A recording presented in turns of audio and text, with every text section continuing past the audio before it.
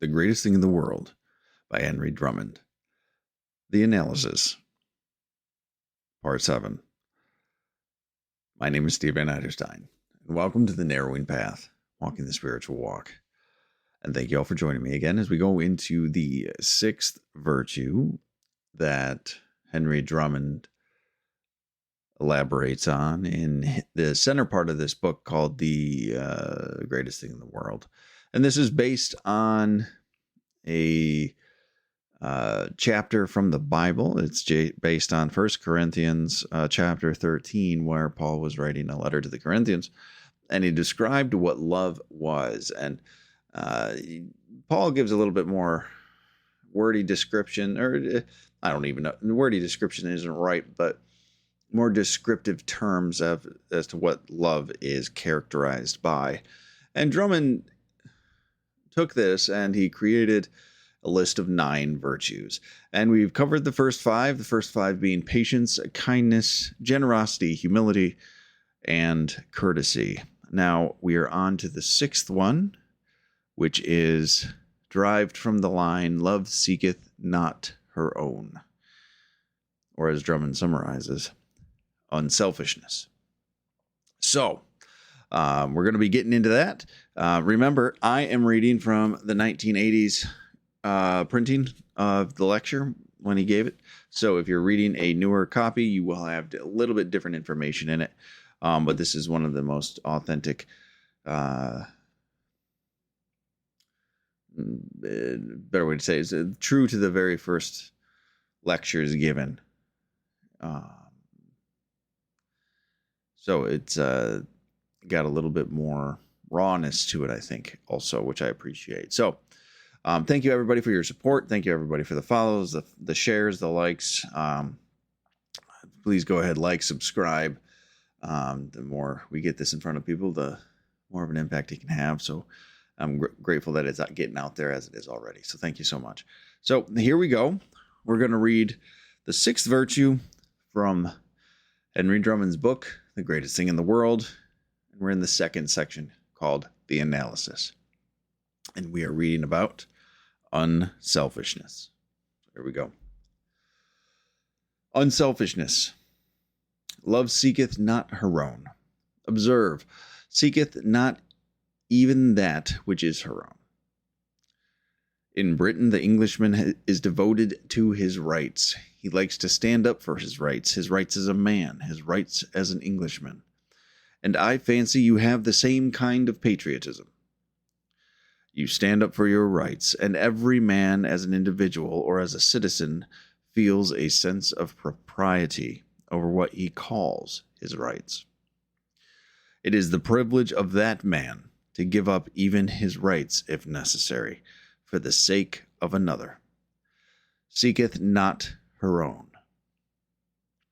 It is easy to give up things that we are not quite certain are our own, but the things that are obviously yours, that are legally yours, that you have earned perhaps by years of labor and sacrifice, of trouble or money, to give up those things which are your own, that is the hard thing. And yet the most obvious lesson of the gospel is that there is no happiness in having and getting, but only in giving. I say, there is no happiness in having or in giving, or in getting, but only in giving. And half of the world is on the wrong scent in the pursuit of happiness. They think it consists in having and getting and in being served by others. It consists in giving and in serving others. And he that would be great among you, let him serve. He that would be happy, let him remember that it is more blessed, it is more happy to give than to receive. So, beautiful reading. Absolutely beautiful reading. I'm finding that I really am grateful and appreciative for every single one of these sections that we're going through. Drummond really has done a fantastic job of rewording these things, of summarizing them, and being very intentional about it and articulate about it, which I really do appreciate. And it's so interesting because this was written, the first lecture I think was given in the mid 1880s. This copy is from 1890. Maybe it was late 1870s. Then this copy came out. I don't know. I can't remember the exact date, but all of these virtues that we're talking about that make up love, that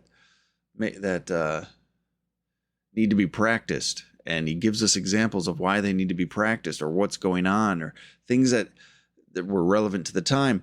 They're still relevant now, like in a very exact way, in a very similar way. And this short reading about unselfishness is really something that needs to be incorporated a little bit more, I would say. It needs to be talked about a little bit more. It's extremely relevant for today. And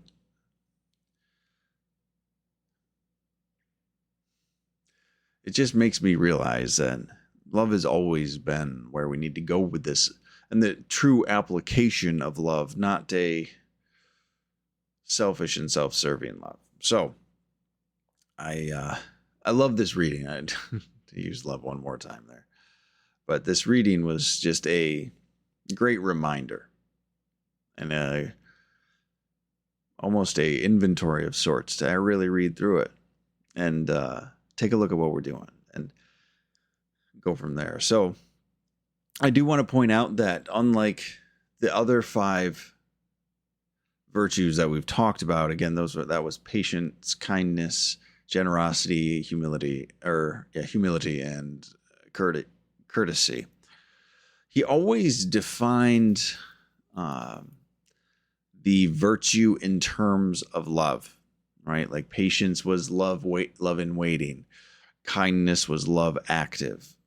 Or no, patience was love passive. Kindness was love active. Courtesy was kindness in society. Humility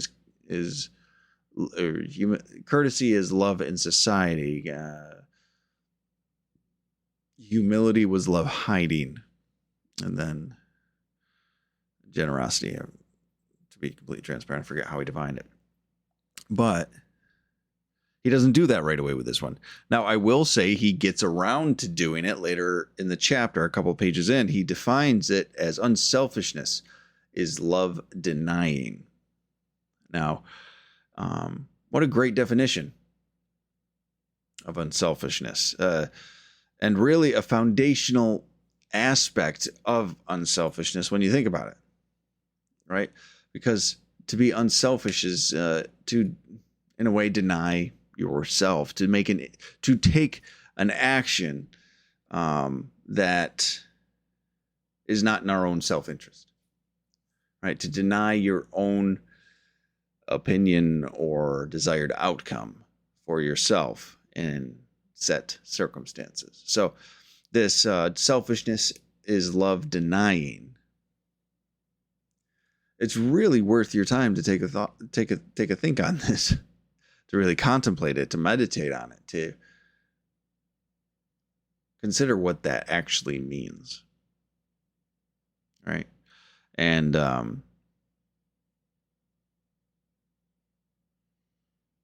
it's kind of amazing, like I said, because the way, or when this was recorded or put down, he was talking about the same things we're talking about today, and in very similar words. Many are talking like how did I write this? Many are talking about rights today, and that what we are entitled to. This has made us just thinking about that this is still a discussion today, whichever side you're on, to like, this is This is the interesting part about it. When you really look at it, everyone's just screaming for what their rights are on any side of anything. It's whether it's racial, political, religious, socioeconomic, whatever, gender, sex, whatever it is. Everyone's just screaming for their rights. And it made me really reflect on the selfish and self-centered nature of this whole thing, right? We get kind of obsessed with this idea of this is our right. We have these rights. We have these certain things. And we just become extremely self-centered. We become extremely obsessed with ourselves and what we are getting gypped out on in our lives instead of actually trying to move forward with things. It's extremely unfortunate. And it breeds this unhealthy, extremely unhealthy way of living and perspective on the world. So just seeing the similarities from then till now just really makes me realize, like, we are a selfish and self-centered animal in a lot of ways, and that'll be our downfall.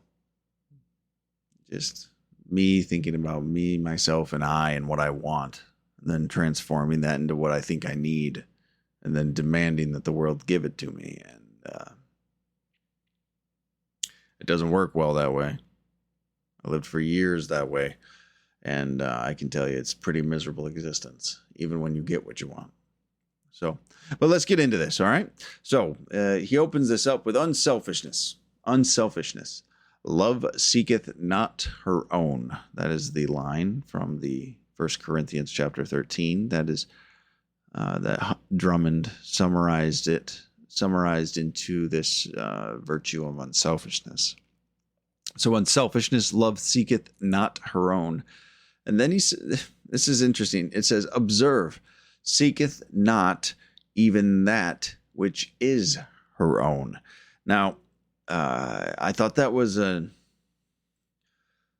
odd use of the term observed, because it wasn't just an emphasis on what was stated previously, but it was a rewording and an expansion. And so I looked it up, and it says that the use of the word observe in that nature is kind of an archaic use of it, which means old and outdated, and not really used that much anymore. And that's, again, why I keep the resources around me that I have, because sometimes things have changed. And this was a word that's kind of lost a meaning along the way. And it used to mean, in this context, take special note or pay close attention. So it is, emphasizing something. It's expanding the phrase of love seeketh not her own. And he expanded it to say, seeketh not even that which is her own. So that's a substantial perspective to take, isn't it? That's a pretty dramatic layer or development to come from the original line, so it's grown from not only does love not act to serve itself only, but it doesn't even act to take what it's rightfully owed or is hers by right? It's because to be unselfish a simple execution of being unselfish would be to say,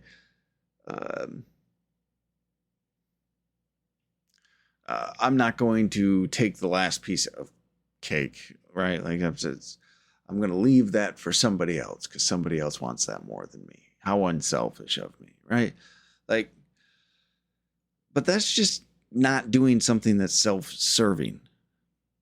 Right? That's kind of keeping you at zero. Actually, it's kind of more of a neutral ground. That's not true unselfishness when you think about it. It's just not being selfish, if that makes sense. Right? So we're not acting in our self-interest only. That would stop the selfish behavior. But it means to actually be unselfish, to practice being unselfish, is to actually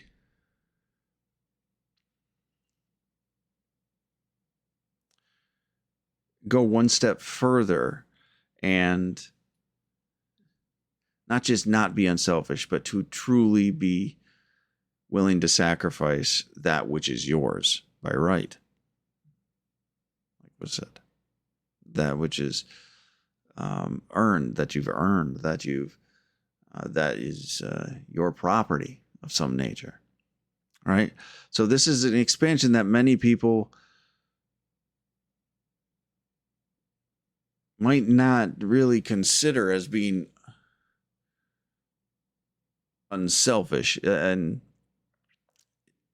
a lot of people like to be unselfish. A lot of people want to say they're unselfish. I know I've in my personal recovery from my previous lifestyle, I like to be the good guy. I liked to be the one that everyone liked. So I wanted to be, I'll be unselfish here. I'm going to practice selfless service. But it was really always in my own self-interest to gain something from it: approval, validation, friendships, whatever it might be. But the reality of it is, like, a true practice of unselfishness, I didn't even know was possible.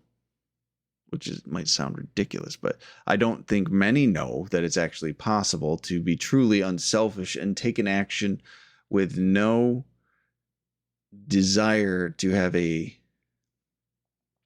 particular benefit to oneself. It's not, I'm going to do the right thing because it makes me feel good. That's still selfish and self-serving at the end of the day. And people don't like to hear that, but it really is. So this truest practice of unselfishness is quite a lot more than just not being a selfish person. It involves sacrifice. It involves inconvenience. It involves so much different behaviors. So many different behaviors, excuse me. It's not just not acting in self-interest. It is intentional self-sacrificing and including the things that were rightfully yours. And we don't like that. We don't like that very much at all. I know a lot of people, at least, that don't like that. I know I didn't like that. I want what's mine, and I want to keep what's mine because it does something for me. So to say a true act of unselfishness is to sacrifice things that are yours to own in all varieties and concepts that could actually reference is really important, right? It's a very big distinction. So let's go on. And again, this sounds familiar. In Britain, the Englishman is devoted to his rights. He likes to stand up for his rights. His rights as a man, as an Englishman. And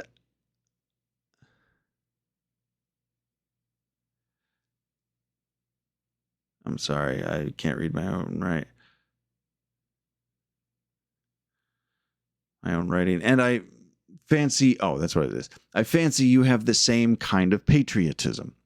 You stand up for your rights, and every man as an individual or as a citizen feels a sense of propriety over what he calls his rights. It is the privilege of that man to give up even his rights, if necessary, for the sake of another. So, again, remember, written in 1890.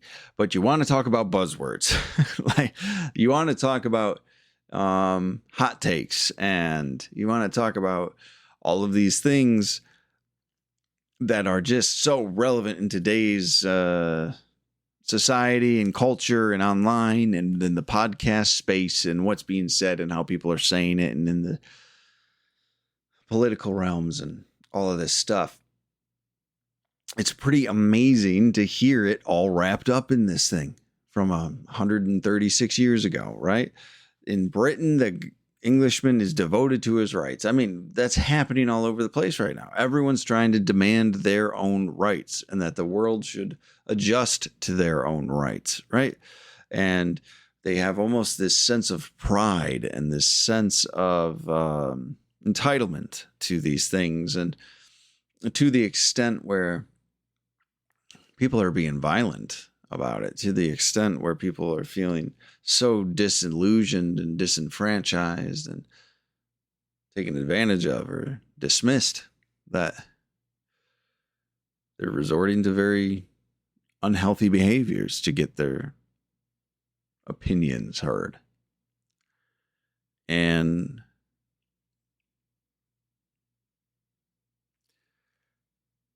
it's a sad state we find ourselves in all over the world, that we're in this place that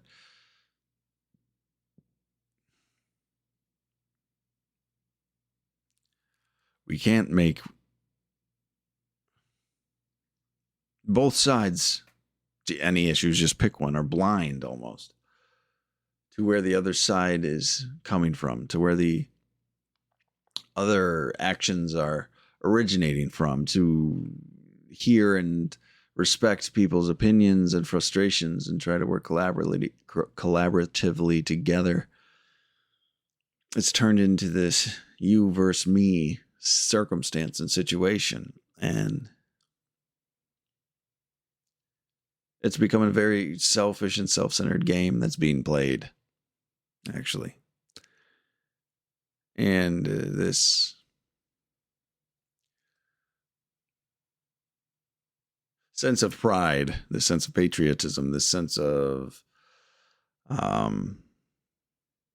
right that we have. What Henry Drummond is saying is that we fight so hard for them. But the reality of it is we need to actually give up of our own accord rights should it help people in a healthy and a constructive way, right? But we also have to realize we have to know what is ours to give up. We can't dictate other people to give up their rights unless they've committed unless they're in prison and they've given up their rights anyway. But like, to actually take the rights away from somebody by force is not a healthy thing to do.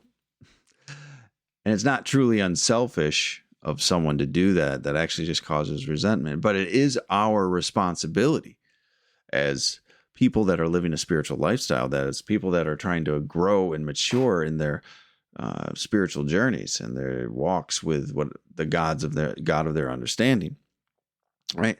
That whatever rights that we have and whatever things that we are supposed to be entitled to, quote unquote,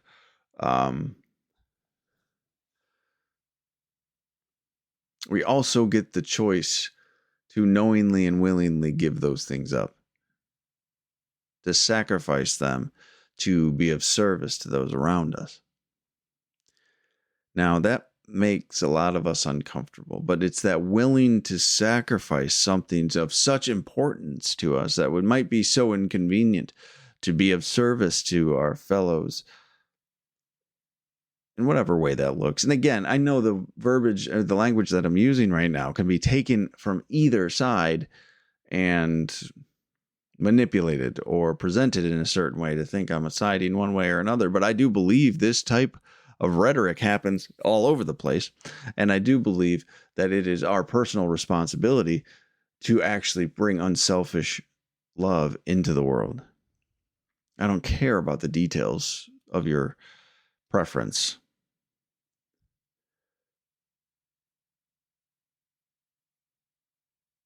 I care about practicing unselfish love.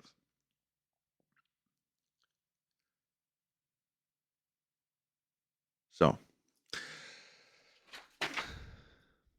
now, I find it interesting that the first thing he really says, where he talks about choosing to give something up, was rights, just because it's so relevant to today. But he continues on with expanding on this idea. It is easy to give up things that we are not quite certain are our own, but the things that are obviously yours, that are legally yours, that you have earned perhaps by years of labor and sacrifice of trouble or money, to give up those things which are your own.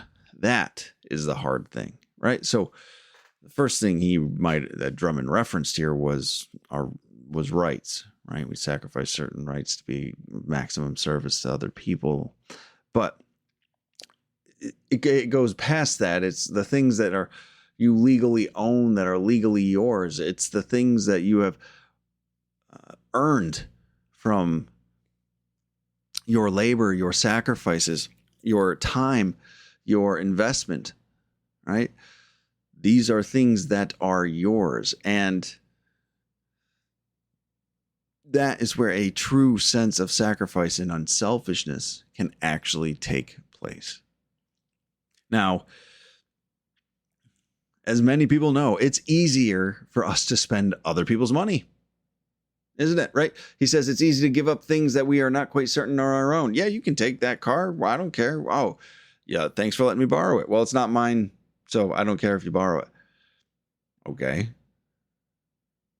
We've all done those types of things, right? It's easy to allocate resources that we have no personal investment in. It's easy to have opinions as to how the world should run when we're not having to put in our own resources to it. We like to have so many opinions and bright ideas about how other people should invest or how other people should conduct themselves or their properties or their whatever it might be. We love to tell people how to do things, right? But when it comes to us, we have a really hard time with this. When it's ours to sacrifice, when it's our money to give up to whatever extent it needs to be given up to help somebody else, when it's our vehicles, when it's our things, when it's our house, will we open it up? That's where the test resides. That's where the true difficulty in being unselfish, lovingly unselfish, comes in, because it's to be truly unselfish is to be inconvenienced. To be truly unselfish is to be willing to part with what we have rightfully earned and is fully ours. Not necessarily because we want to, but because it's the right thing to do. And those are the difficult things. Those are the refining fires of love, is these acts of unselfishness. And to do them without a selfish motive is really truly the ideal we're striving for here, right? It's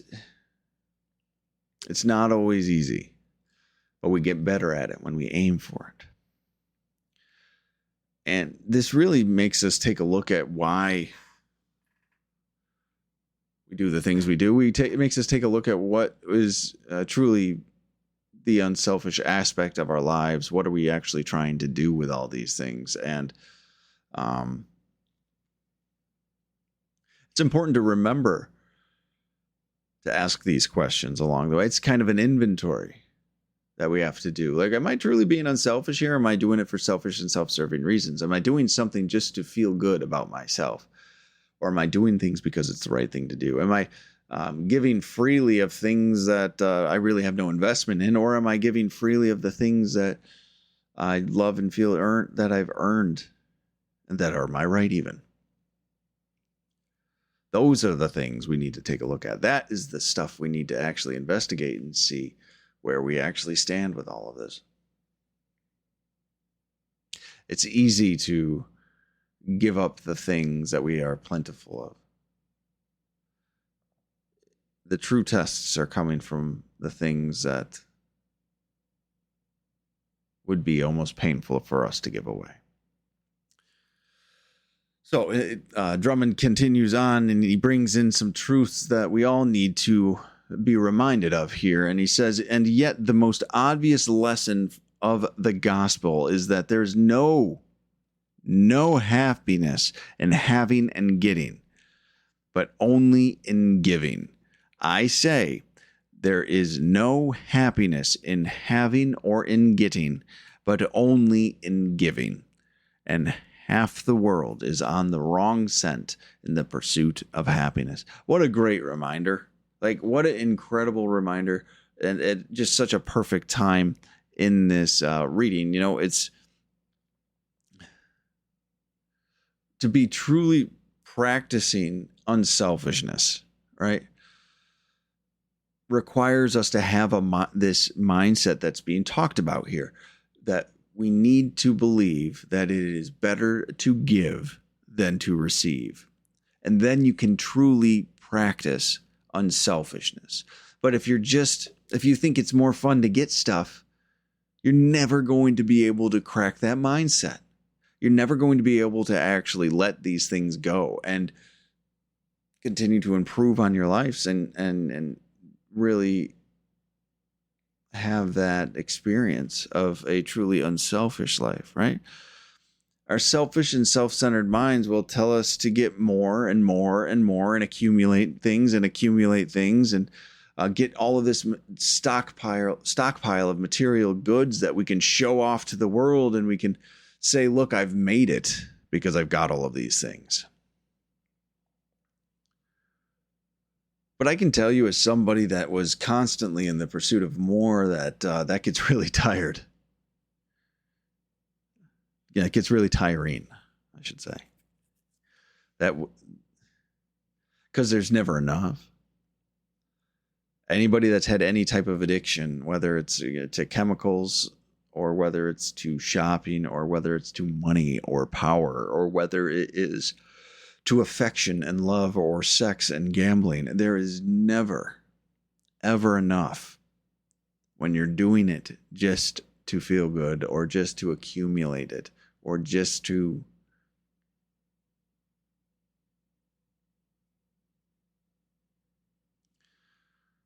get through your days.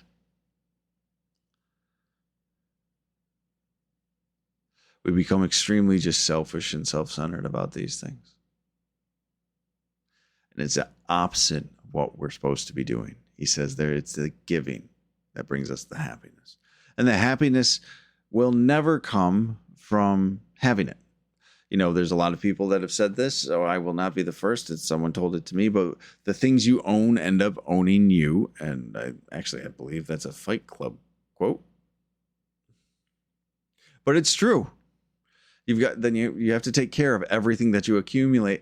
And after the initial rush is over, after the initial achievement happens or the purchase is done and the dopamine is gone, all you have is more responsibility for things that don't matter that you need to take care of.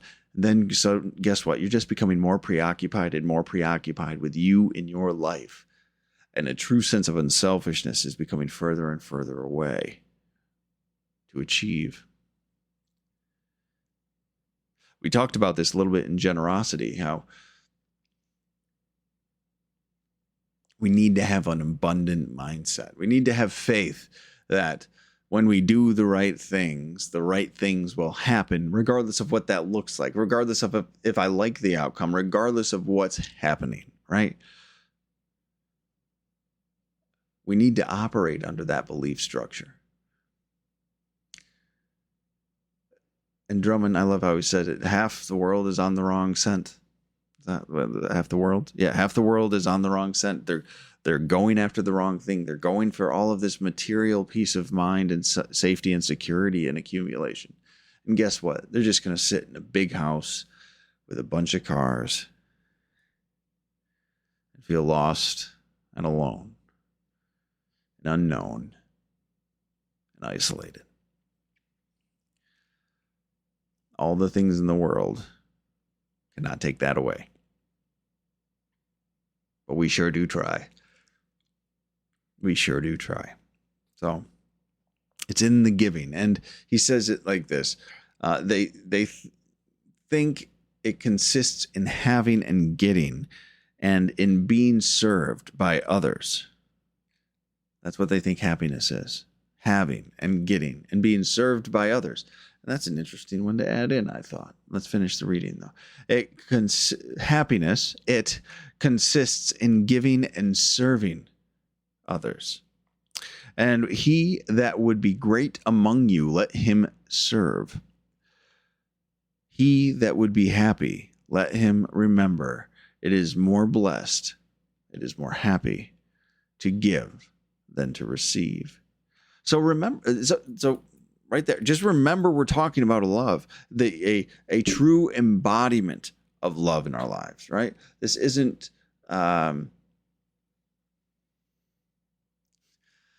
this is when you are trying to grow. This is when you're trying to be spiritual. This is when you're trying to live in such a way that would maybe be considered righteous, right? Like, so this is not something simple, but this is how we are supposed to be embodying love, right? And to embody love would be to help facilitate the situations and circumstances where others can find happiness and joy in it. It doesn't have much to do with me. The reality of it is, I can tell you this, if you do that, along the way, you'll find more joy in your life. But we can't do it for that selfish reason.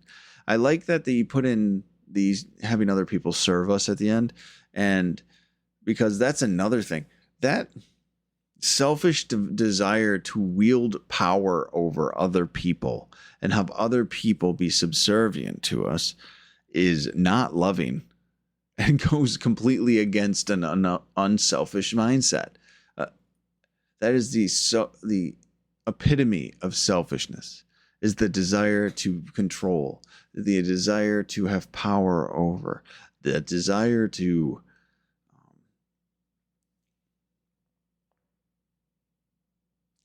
have not just things but people. And people will chase power. People will chase it to unhealthy places at the cost and expense of everything. People will feed marriages, children, other job opportunities, business partners, their own integrity, dignity, and honor in the pursuit of power.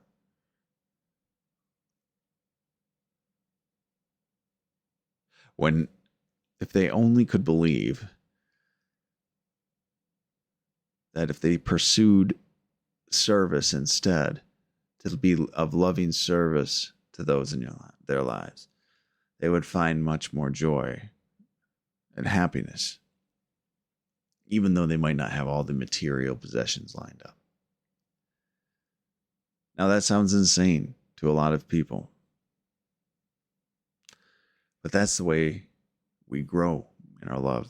That's the way we embody another aspect of this loving nature, this loving character, this loving soul that we're trying to let shine through us. Let us not forget that we need to be aiming at this ideal, and we need to be moving towards it at all times. So, I loved this reading. It was realigning, and it just reminds me that sometimes we need to help right the ship, as they say, help point it in the right direction. Because I do believe at times we're missing the boat on this. I believe we're missing opportunities. I believe we're missing the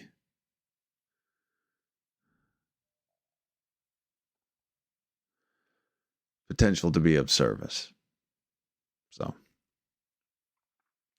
but that brings us to the end. Thank you all so much for joining me. I really do appreciate it. And we will be coming back again next week to be going over the 7th virtue, which is good temper. Sounds like another one that's relevant. All of these are so relevant to today. So I just want to say again, thank you for all the support, and thank you for following along on the page. And I'm looking forward to doing the next one. So until next time, thanks.